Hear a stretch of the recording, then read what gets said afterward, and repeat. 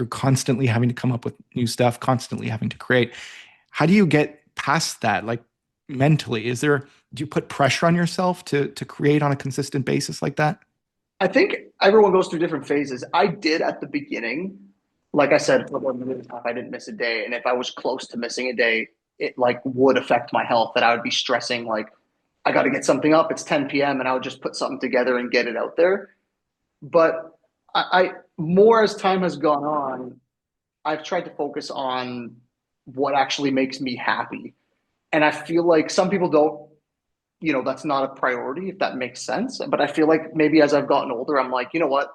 I would rather focus on what makes me feel good than what I feel like I have to do.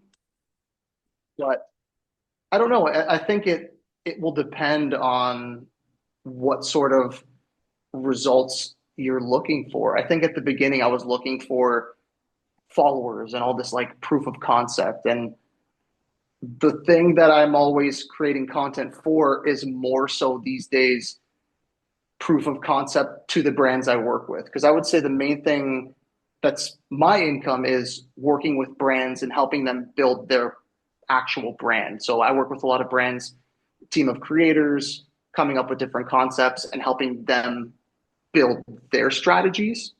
And my profile is more proof of concept to prove to them, like, hey, actually, I'm still, in the trenches. I still understand. I'm still creating content on a consistent basis. But by doing this, I felt less pressure to have more and more followers, have more and more views. Because if I was pursuing the like influencer game, then you have to chase that because that's the way you're making your money. Because brands are like, who's hot, who's doing well, who has the most views, and then they're just hiring project by project based on that. So maybe adjusting what my goals were as well is what helped me take that pressure off. Yeah, you work with a lot of great brands, and I want to get into that whole side of it with the brands and the monetization and how people can sort of leverage attention to monetize. But I want to just take a quick step back because you said something that I just wanted to touch on. So this idea of changing your mindset around this kind of grind and hustle of releasing consistently to doing things that just sort of made you happy. Dre, what makes you happy? That's the golden question, isn't it? Yeah. I think I think it's always changing for people, but when I say that, I'm referring specifically to at the beginning, I suppose the goal is like you want lots of followers, which is like a form of fame and attention and that sort of thing with your socials. And then for me, it was like, all I want to do is make a living doing something creative.